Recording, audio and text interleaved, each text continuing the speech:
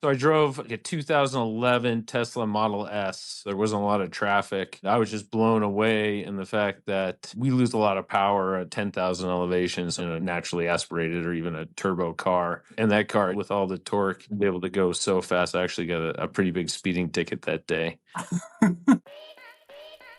Welcome to EV Insider by Recurrent, where we make it easier to buy and sell electric cars by giving you access to leaders from across the industry. Let's get started. I'm Fred Emich with Emich Automotive. I own and operate 4 car dealerships in the Denver metro area. That includes 2 Volkswagen dealerships, a Kia dealership, and a Chevrolet franchise. I've been in the car business really my whole life. I grew up in it. I'm 4th generation in the business. You know, we've been very successful with EVs. We've really leaned into the EV market. We believe in it. I've been driving one for about 4 years. Love the technology, love everything about it. And that's me in a nutshell. Right on. What was the first EV that you drove that opened your eyes and was like, oh my gosh, this is going to change everything? So I drove like a 2011 Tesla Model S. So Oh, that's early. yeah. Okay. I drove it from the point I was having foot surgery, and the surgeon was up in Vail. So I had to go up to an appointment up there, and about this time of year, like November, so there wasn't a lot of traffic. And I was just blown away in the fact that, we lose a lot of power at, 10,000 elevation, some of our passes and stuff like that in a normally, naturally aspirated or even a turbo car. And that car, it just seemed like there was less wind resistance, and with all the torque, Yeah. be able to go so fast. I actually got a pretty big speeding ticket that day. Speeding ticket on your way to your foot surgery in Vail, Colorado. Wow. Yep. And what do you drive now? What's your daily driver now? I drive an ID Buzz. Yeah. Same as me. Yeah. Okay. Oh, wow. You and I have the same haircut and that drive the same car. So we're going to have to dig into this.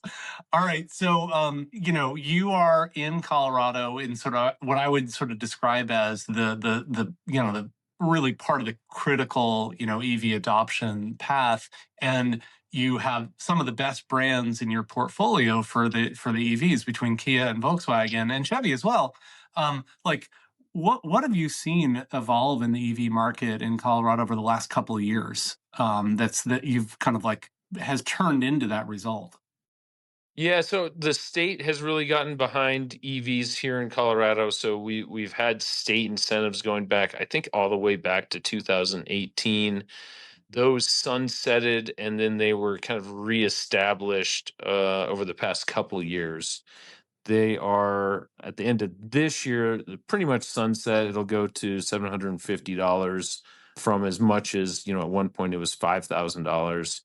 So that's definitely gotten people interested. I think being in the front range of Colorado, the ability to actually visibly see smog during certain weather events and wind and stuff like that. I know growing up here, so you can see the pollution. Also, we have a lot of people that are tied to, outdoor recreation and the industry, particularly the ski industry in Colorado. So seeing what global warming has done to our winters and stuff like that, I think there's more of a reason for people in Colorado to think beyond maybe the economics, the speed, the drivability, and looking at kind of the bigger picture of why to drive an EV versus a gasoline vehicle or a diesel vehicle. Yeah. So you were in the EV market before the big federal rebates and before presumably Colorado started putting that crazy money down. I mean, for a while there, you could pretty much get an EV for free in Colorado, right? Like that, I kept on hearing that story. Like if you got a Leaf, it was like the monthly payment was $0. Is that right? Yeah, so there was one point where Colorado's tax credit was $5,000, and that could be assigned to the lessor. So in these short-term 2-year leases, the combination of the $7,500 tax credit, the $5,000 state credit, so what's that, 12,500, was almost covering the depreciation in some of these EVs alone. Now you had to pay taxes on that, so that the tax bump on that payment was a lot more than the payment, because if your taxes 10%, 10% of 12,500, that's, 1,000, yeah, 250 over a short term, so Yeah. that's another $100 a month or whatever you want to call it. All right. What was the cheapest monthly lease payment you had for an ID4 or for Chevy Bolt that you can remember that We you guys did? we ran a $19 a month payment Jesus, really? On a Bolt, or what was it? on an 94. On an ID4. Oh my course. God. Yeah. That's crazy. Yeah. Wow. Okay, gotcha. Yeah, and that's like, forget about. I mean, you're in the black immediately with gas savings, right? On that. So that's a tough deal to turn down. Wow. Yeah, exactly. Okay, so but you were in this before those huge rebates, and now you're in it after. So is the party over in Colorado, or like how much is the party tamped down now? Currently the party is most everyone's left the party because there was a huge rush for people to take advantage of this tax credit once the big beautiful bill was signed. So in the third quarter, we saw just incredible demand for EVs. Our stores sold several hundred EVs a piece during each one of those months. Had record banner months. We're The VW store is a top dealer in the nation, just really selling ID4s, not even including the gas cars. So everyone really ran out, got an EV. We still have, whether it's Chevy or Kia, that is still more in the EV game with their incentives. We also monitor because Hyundai Ioniq 5 seems to kind of be the leader in terms of the incentive currently. They're still selling cars, but the pace in which that we're selling cars is a lot less. So we drain the swamp in the third quarter. It's going to take a while for those buyers to get back into market. But the other thing is most of these people are on 2-year leases. So at some point we're going to have to figure out, or they're going to have to figure out what they're going to do. Are they going to buy out their lease or look for a new EV or a new vehicle or totally switch next year to 2 years? Yeah, that is a great point. With all those 2-year leases, you're going to see some of those back this year, right? In 2026. So if they were done in 2024, and we're seeing incredibly high loyalty, not necessarily to the brand, but to the fuel type, right? So like if you're coming out of a 24-month electric car lease, like you're very likely buying another EV. So like yeah, what do you sell all those ID4 owners when you see them back in the store in the next 12 months? So we're already seeing them. So mainly what we've been doing is selling them used EVs. And the interesting thing is it's less expensive for them to buy a certified pre-owned ID4 that we probably actually purchased as an off-lease vehicle than for them to purchase their EV out based on what the residual value was set at and where the market's at.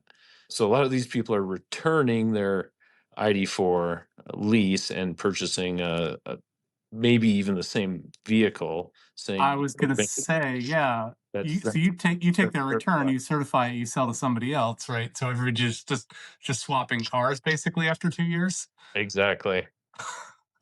Okay, gotcha. All right, so 2025 EV new market share leaders. California has been 23%, Colorado 21%, my home state of Washington 18%. Fast forward to 2 years from now, who's in the lead? I still think it's going to be California. All right. They've been the king, and they're going to stay there. I think. Colorado has done very well, backed by a lot of state money. So when that state money goes away, it'll be interesting to see what happens. But it's good to see that the loyalty's there and that people really like the fuel type. Seems like we have good infrastructure. It's rare that I get a complaint regarding charging or charging availability or a reason that they're defecting back to gas or anything like that. So I think we're set up for success in the future. We'll just have to see, after a really big year in 25 with EV sales, where that normalizes in 26 for us. Yeah.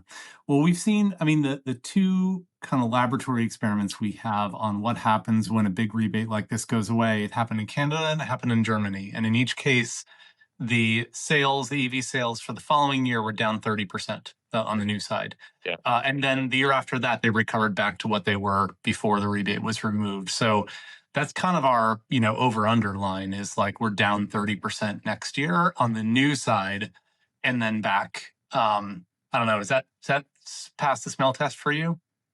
It does. And I think, and I don't know necessarily the Canadian and Germany, how the length of time that they, sunsetted those out, and if it was as abrupt as what we did. They were both pretty abrupt and similar, different dynamics, but pretty like unexpected. In fact, Canada, I don't even think they had there wasn't even like it was like an overnight thing. They're gone, versus we had like a 6-month period there. So, yeah, pretty similar actually. Yeah, so I would imagine it's going to be very similar. I mean, we're seeing, I mean, our numbers are staggeringly off, in the first couple months, but expect that to recover, knowing that, we sold 5 times as many cars as we expected in the third quarter. Yeah. Now that we're in a world without EV rebates, federal wise, and I think Colorado's coming down, what's your advice for shoppers on finding the best deal on an EV, whether that's new or used? Like, what do you recommend to folks now? I'd do it sooner than later. I think before the end of the year is going to be the best time to do it. There's still manufacturers with basically the same incentives that they had prior to the end of September, just Okay. because they had a glut of production and they're trying to get through that production. So until production is kind of caught up to where demand is, you're going to still see some great EV deals. I think the Ioniq 5 is one of those deals that you're going to continue to see until they get caught up from a factory standpoint and what they produce versus where they've been at. So I think the sooner you do it, the better. Once supply catches up with demand, then we're going to get a kind of more normal incentive structure, and we're not going to see these. There's EV6 right now has got $10,000 in customer cash. ID Buzz has pretty close to that right now. But that's not sustainable for the manufacturers, and it's not going to last, I think. Okay. And what about on the used side? Like, what's the best advice you have for folks on the used side? I mean, the used side, that ship has kind of sailed with the IRS rebate going away on at the end of September. So that's normalized. That's going to follow a normal used cycle. We're seeing pretty similar stuff to what we see with gas models. So with used usually get some seasonality. So this time is actually a good time to buy, and then used sales and pricing will peak kind of in the springtime, so March, and just kind of fall throughout the year.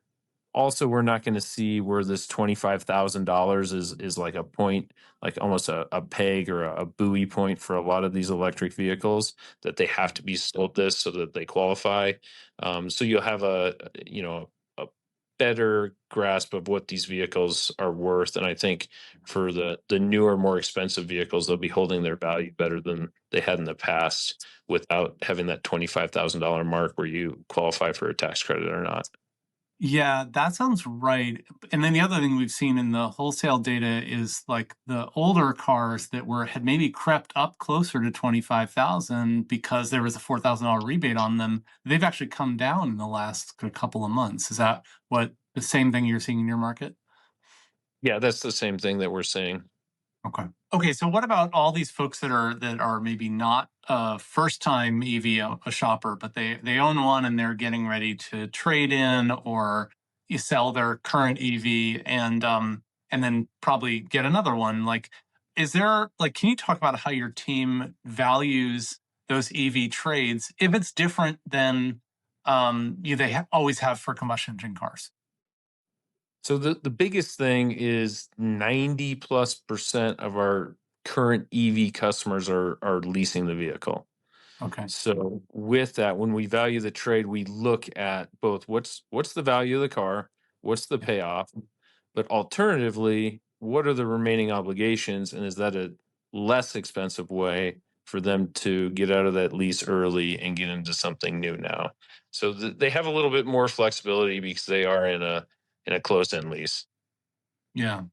What about, and I do want to talk about that in a minute, but like, what about the person that owns their, they got a 2020 Model 3 and they're thinking about they're going into their next EV. Like, how do you value that car as a trade-in, as a potential trade-in?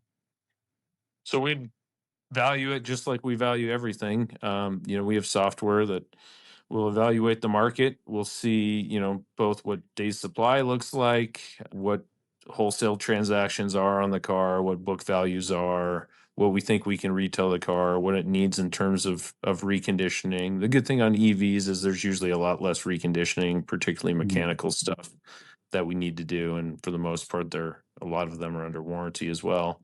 So we would value it like that, but the EV market is its own market, but we can kind of silo that out, and we look at every vehicle all the way down to year, make, model, trim level, sometimes even color, with mileage considered. So it doesn't matter if it's an EV or an ICE vehicle. We're going to take that level of detail. Okay. Are there any sort of like extra hot spots of like knowing that late model used EVs are doing really well? Is it like, oh yeah, you should bring back in your 2024 maybe early, or or hold it, a lot longer? Like, it just any sort of twisting that you think would be a smart play for someone looking to trade in or upgrade over the next 12 months? So we were doing a lot of that in the third quarter just because the deals were so good and we knew Okay. that was significantly change. Right now we do with EV6, EV9, depending on where they bought it. There are some of those opportunities. Same with, maybe Blazer EV as well. ID4 right now doesn't quite have the incentive. With a Buzz, if you bought a Buzz early, you could probably get into one now, trade it in, and probably lower your payment. So it really just depends on the car, where the current incentives are. But we were pulling a lot of people forward, and we will communicate, like when we have that deal, come in now, get that deal, and you get it for the next 2 years, or maybe we'll pull you out early. Yeah. Okay, so we got to talk about the Buzz. You and I both drive the ID Buzz. What color is yours? What color did you get? Mine is blue. I got the Yeah. blue too. Okay, gotcha.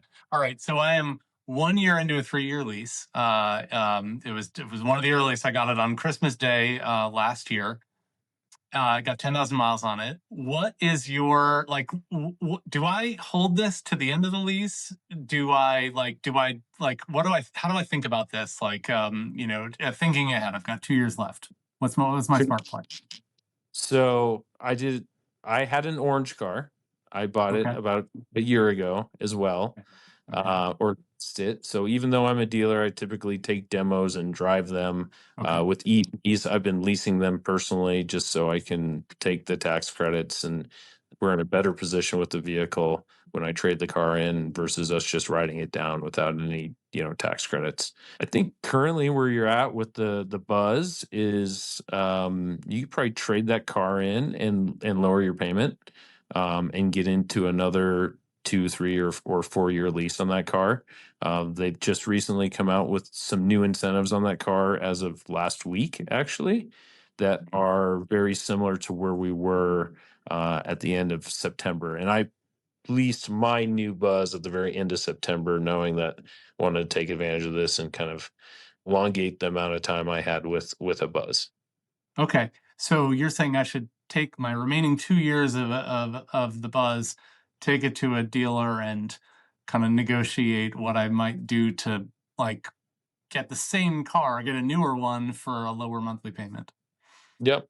So the Yeah. payoff, the Buzz, I don't know exactly what you paid, and Mhm. if you had any negative equity, what you put down, or whatever your personal scenario is, but you should be on the close side of what the payoff is versus what that car is worth wholesale right now.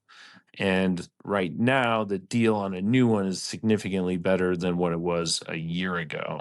So leasing that car, I personally saved about $300 a month.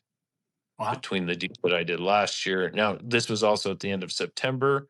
The deal now is close to what the deal was at the end of September, but not quite there. All right. That's worth that. This is my first car I've leased, actually. So I don't really know the deal with this. So yeah, I do need to go check that out. You always, in a lease, you always have the same flexibility that you do with a purchase, where there's a payoff amount, so you can get out of it, and then the dealership would look at the value of the car versus the payoff, and if there's inequity or equity, we would calculate that into a new lease, and you would have an idea of what that would look like. All right, cool. Okay, one more thing on the buzz. What's the deal with the disconnect between like the degree to which people love the car when they see it? I get EV nerds and aging hippies coming up to me all the time going, I love your car. And the fact that like the sales numbers haven't been amazing with it. Can you help explain why there's that disconnect? The love to the actual sales. Yeah. So to begin with, the car was hot to begin with. Then it had a stop sell recall, 2 different recalls, and the length of time I want to say is in the 4+ month period. And that was right in the period, particularly on the West Coast, where the vehicle was in high demand, was just starting to heat up.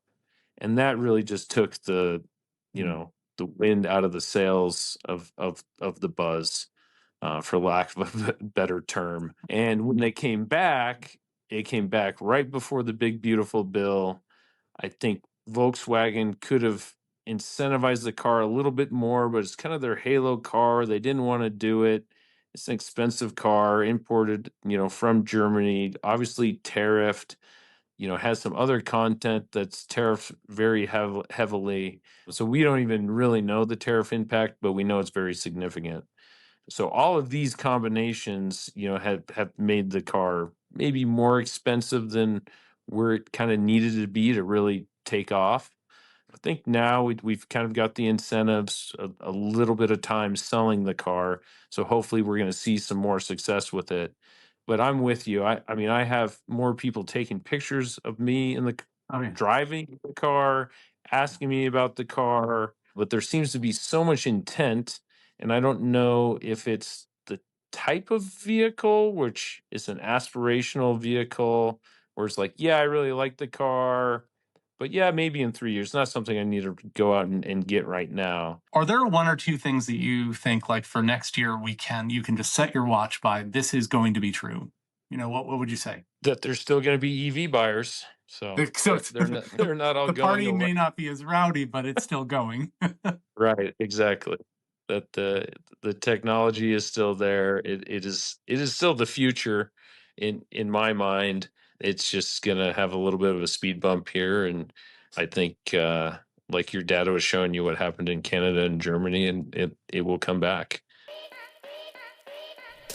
Thanks for joining this episode of EV Insider. Be sure to like, comment, and subscribe, and we will see you next time.